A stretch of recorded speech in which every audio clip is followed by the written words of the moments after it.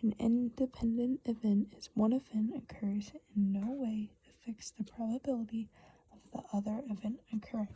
The formula for it would be probability of A equals probability of A given that B occurs. So an example would be if 48% of people had apples and 65 had bananas. And the probability of them having both would be 31.2%. Now, how can we tell that having apples and having bananas are independent, so no way affects each other? So we can actually check this by probability of A, which would be the 48% apples, and probability of B, which would be 65%. So we can prove their independence by writing probability of A equals probability of A given B occurs. Now we can find this by setting this equal to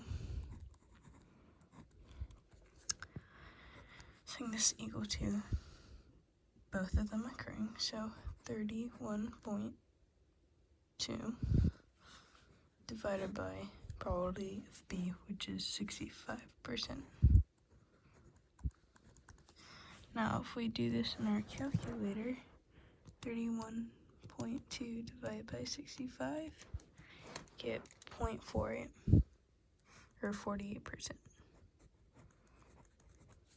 Now, so 48 equals probability of A. Now, does this equal up here? Yes, it does. So we know that those two events are independent, since they are, this is equal to this. Mutually exclusive events are two or more events that cannot occur at the same time. So, for example, when rolling a 6-sided die, you cannot roll a 6 and a 2 at the same time. So the additional rule for mutually exclusive events is probability of event A or B occurring equals probability of event A plus probability of event B. So the conditional probability formula is probability of A given that B occurs equals probability of A and B divided by probability of. So we have this table here saying male and female cats and dogs, what they own. We're trying to find the probability that they are male given they have a dog. So probability of A, which is they are male, is 50%. Probability of B, they have a dog, is 40%. We're trying to find probability of A given that B occurs. So we can use the formula, which is probability A given B will be equal to the probability of A and B divided by probability of B. So in order to find that, we need to find probability of A and B occurring. So we can go up here. So probability of A, that they are male. So we can go to the male section, and then that they have a dog, sorry, which is right here. So 28, it would fall in this way.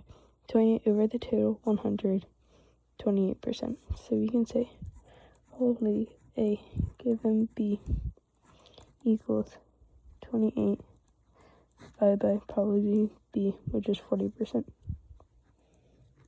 So go to the calculator. 28 divided by 40 equals 0.7, which is 70%. So probability they are male given they have a dog would be 70%. Okay, so the addition rule for mutually exclusive events is probability of A or B equals probability of A plus the probability of B. So what's the probability of drawing a king or a 3 in the standard deck of cards? Add these two together and you get that addition rule of probability for not mutually exclusive events. Probability of A or B equals probability of A plus probability of B minus probability of A and B. So let's say probability of selecting a queen or a club. So you'd have to add the probability of a queen plus the probability of a club minus the probability of getting a queen and a club, So that would be 4 out of 10 for standard deck of cards, 13 out of 52 minus that one queen of clubs, and we get 16 out of 52 reduces down to that. So the multiplication rule of probability for independent events would be probability of A and B is equal to probability of A times probability of B, and dependent events is probability of A and B equals probability of A times probability of B given that A occurs. Okay, so this one says John has 3 orange marbles, 2 pink, and 5 red.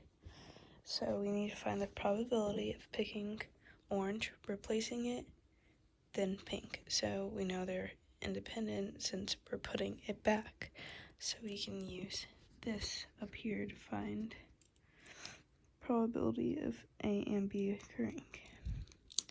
So probability of A and B equals probability of A times probability of B. So we need to find our probability of A and B. So the orange is 3. We can see that there's 10 in all because 3 plus 2 plus 5 is 10. So that would be 3 out of 10. Then that's probability of A. Then we need to multiply it by the probability of B, which is pink. So that's 2 out of 10. So once you multiply it, it's 6 out of 100. So 6% of probability of A and B. So for multiplication rule of probability for dependent events, it would be probability of A and B equals probability of A times probability of B given that A occurs. So in this problem, 10 books, 6 algebra, 4 geometry. A person takes a book and doesn't bring it back. Another person takes a book after them. So we can try to find the probability that both are algebra. So as we can see up here, there's 10 books in all, so that would be our denominator. There's 6 algebra, so 6 over 10 probability of A. Then you want to multiply it times probability of B given that A occurs. So note this is probability of B given that A occurs, because we can see that the denominator and the numerator have changed. We take a book away, the algebra, and you get 5 over 9. So we multiply it, and we get 30 over 90, which is 1/3 or 3 33.3% repeating. Example, or an event where theoretical probability is 1 out of 3 is if my sister put my mom's name, my dad's name, and my name into a hat, and she drew out one of the names. Now the probability that my name would be drawn is 1 out of the 3 of us. Okay, so I have my 2A table here. It has male and female people, and they have to decide if they like cake, brownies, or cookies. Total people surveyed, 100. So what's the probability of someone wanting cake? So we look in this column right here, cake, we can see that the total is 30. Total people is 100, so we need to put 30, the amount of people who like cake, over 100, which is easy because that is 30%. Okay, the next question is, what's the probability of someone being female and liking cake? So, someone being female, this column right here, and them liking cake. So this column right here, that's 16 over the total number of people, 100, which is 16%. Now the last one says, what's the probability of someone liking cookies given they are male? So they are male, so it has to be in this column right here. So out of this column right here, sorry. So out of 50, and we have to find the probability of them liking cookies. So we can see cookies, 17 right here, and they are male, so it's over 50, so 17 males like cookies, 17 over 50. Now we can find that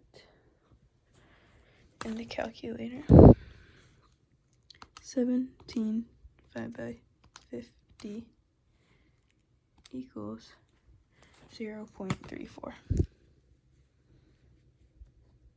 which is 34%. That's my Module 6 closing discussion board.